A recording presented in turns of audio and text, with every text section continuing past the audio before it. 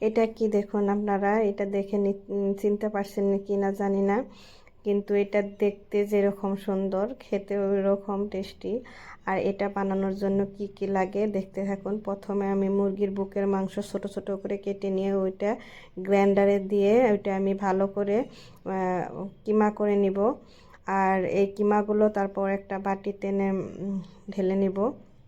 তারপরে কিমাতে দিয়ে দিলাম 1 চা চামচ কাঁচামরিচ পেস্ট, 1 চা চামচ আদা পেস্ট, 1 চা চামচ রসুন পেস্ট। আর আমি একটা পেঁয়াজ এখানে আমি চপ করে নিছিলাম, ছোট একদম চপ করে নিয়ে ওইটা দিয়ে দিলাম স্বাদ মতো লবণ, ধনিয়া গুঁড়া, গরম মশলা গুঁড়া, আর দিয়ে দিলাম 1 চামচ ঘি। এইটাতে আমি এখন মিক্স করে নিব।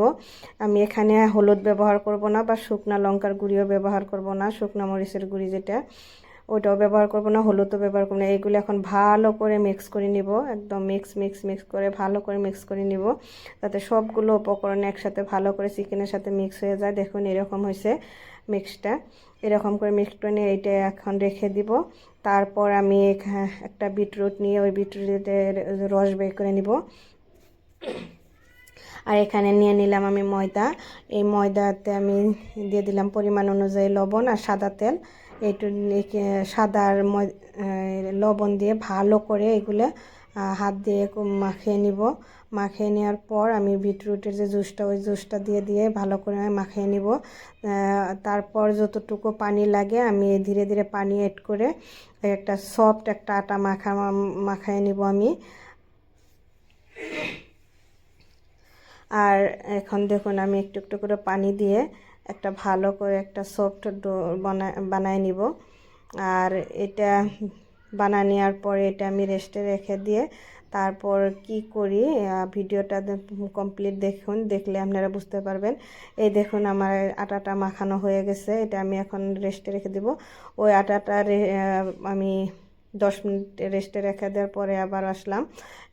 আটাটা থেকে একটু ছোট করে একটা বল টাইপের আটা নিয়ে এটা ভালো করে এখন বেলে নিব। আর এটা একদম পাতলা বেলবেন, আপনারা যত পারেন তত পাতলা বেলবেন, এটা যত পাতলা হবে তত বানাতে ইজি হবে। আর এখন আমি বলে দিই ওইটা আমি কি বানাইছি। ওইটা আমি বানাইছি রোজ মোমো। আর আপনারা আগে কখনো রোজ মোমো খেয়েছেন কিনা জানি না, কিন্তু এটা একবার এরকম করে বানিয়ে খাইয়ে দেখবেন, এটা খেতেও অনেক টেস্টি আর দেখতে অস্বাভাবিক সুন্দর হয়। আর দেখুন এরকম করে ছোট ছোট করে আমি 3টা রুটি বানায় নিয়ে এরকম করে একটার উপর একটা রুটিগুলো বসায় দিয়ে তারপর যে যে চিকেনের পেস্ট আছে ওইগুলো আমি চামচ দিয়ে একটু একটু করে এরকম করে দিয়ে দিব। কীরকম করে দিতেছে আপনারা দেখতে থাকুন, ঠিক এরকমভাবে আপনারা দিবেন। আর রুটিগুলো একটার উপর একটা কিভাবে সাজিয়ে নিছে আপনারা ওইটাও ভালো করে দেখেন। এইভাবে আপনারা কাঁটা চামচ দিয়ে এইভাবে চিকেনের পেস্টটা ভালো করে স্প্রেড করে নেবেন, কারণ এক জায়গায় থাকলে মোমোটা ফোল্ড করতে অসুবিধা হবে। ওই জন্য আপনারা যতটুকু পারেন স্প্রেড করে নেবেন। তারপরে এগুলো সব এই রুটিগুলো এইভাবে ভাঁজ করে দিবেন, এরকম করে ভাঁজ করে দিবেন। ভাঁজ করে দিয়ে তারপরে একটা একটা সাইডে থেকে এরকম করে রোল করে যাবেন, এরকম করে রোল করে যাবেন, একটার পর একটা এরকম করে রোল করে যাবেন। রোল করে যাওয়ার পরে লাস্টে যে সেটা থাকবো ওখানে একটু হালকা পানি লাগাই নেবেন, পানি লাগাই নিয়ে ওই রুটির এটা এরকম করে লাগাই দিবেন। দেখেন এই যে হয়ে গেল রোজ মোমো। দেখতেও এটা যত সুন্দর হয়, খাওয়াটাও তো খেতেও অত টেস্টি, কিন্তু দেখতে একদম অসাধারণ একটা সুন্দর দেখতে হয়। আর দেখলে একদম মনটা ভরে যায়। এরকম করে আপনারা রোজ মোমো বানাবেন, বানিয়ে বাড়িতে খায়া দেখবেন, আর দেখতেও খুব ভালো লাগে, খেতেও ভালো লাগে। আবারও আমি আর একটা বানিয়ে দেখাইছি আপনাদেরকে, আপনারা এটা কীরকম করে বানাইতেছি ওটা আপনারা দেখে নেবেন।